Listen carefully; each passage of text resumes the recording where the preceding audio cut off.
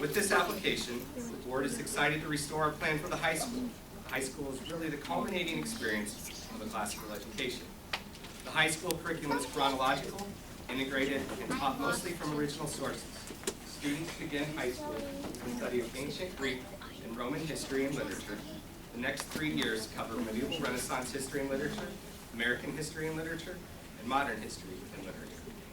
The classical model seeks to draw connections between different fields of study, so the history, literature, philosophy, art, and music of a given period are taught together. Seven Oaks Classical School teach most subjects through original documents.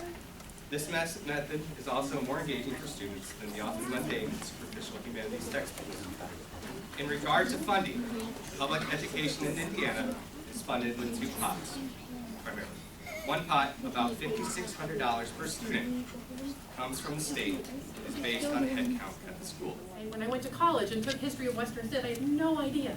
Even though I had 12 years of social studies, I had no idea how my country fit into the world, how the world fit in together.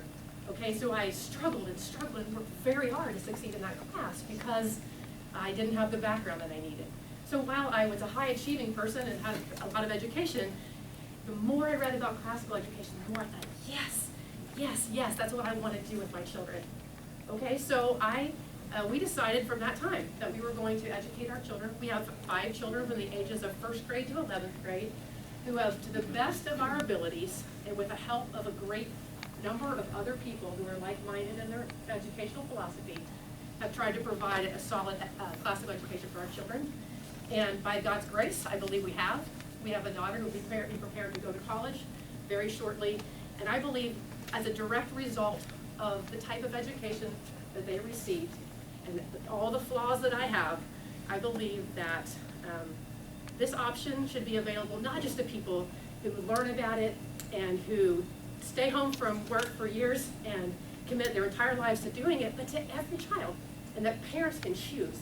And nobody will be forced to go to the school, but I know that every person whose parents would like for them to go, they will actually have true choice and true opportunity for their children. Thank you. My high school also ranked consistently in the U.S. News and World Report top high school, and also the Newsweek top high schools. Every time they do a ranking, my high school's in there.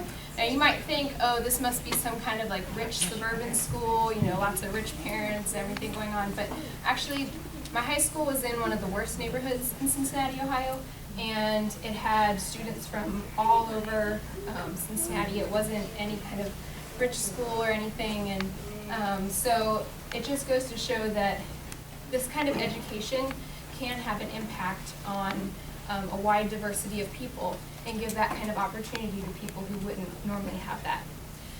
Other people, well, a lot of people have been saying that classical education is overtly religious or something. On the contrary, I had the completely opposite experience at my high school. Most of my teachers and other students were very opposed to religion, and I felt a lot of persecution for my religion during that time. And I'm not bitter about it. It made me stronger in my convictions, but to think that a classical education is inherently pro-religious is not my experience, and I'm one of the few people speaking here tonight who actually did have a classical education, and that's not my experience at all. So that's just a picture of my high school, just a very excellent high school. I'm very thankful for that, and had a big impact on my life, as I mentioned. You know, I don't know if I would have gone to college if I hadn't gone to that high school. My parents didn't go to college. It wasn't really on my radar before high school, you know, that I would definitely go to college, but it had an impact in my life to encourage me to go to college, and I'm glad I did.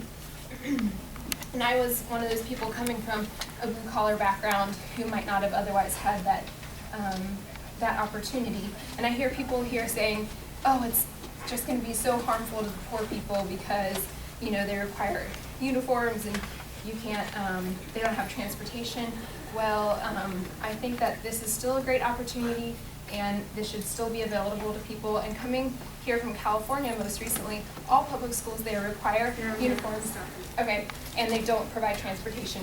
And the poor students still make it somehow. My name's Eric Rasmussen. I have 5 children, and they've been in Christian school, homeschooled, public schools, English Church of England government schools, and even an English Catholic private school. So I know something of all of these. And different kids are good for different kinds of schools. In fact, one year we had 2 of my kids homeschooled and the other 2 at LCA, because those 2 children needed extra pushing at home. They wouldn't get at the school. So I think choice is really valuable. I teach economics at IU, and actually I'll tell you a story I was telling my class that kind of fits this. It's about Kentucky moving companies. Till this year, Kentucky had a law saying that if you wanted to start a new moving company, you had to obtain what's called a certificate of necessity, showing that it was necessary to have a new moving company because the current moving companies were inadequate. And you had to send emails to all the existing moving companies so they could comment. Naturally, they did, and over a 5-year period, 39 new companies applied. They had 117 objections. There were public hearings. 36 of the new entrants gave up in the middle of the hearings. The other 3 persevered and were turned down. Well, last year, this went to federal court, and the federal judge said this violates the Bill of Rights, that this is not a legitimate government purpose to make moving companies rich, and you should allow a little bit more choice. Well, I hear the same sort of thing tonight. The education establishment wants an absolute monopoly for their particular style of public education. They aren't content with 100%. 95%. They want 100%. I think there are enough parents who would like a different style to at least, and parents and taxpayers, that they compose at least 5% of the community. And I think it's kind of embarrassing, it should be, that you're trying to just deny other people even 5% choice. Aren't you embarrassed by intolerance of intellectual diversity?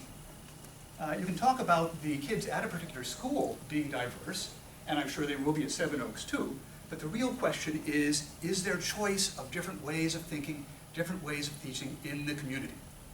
Thank you.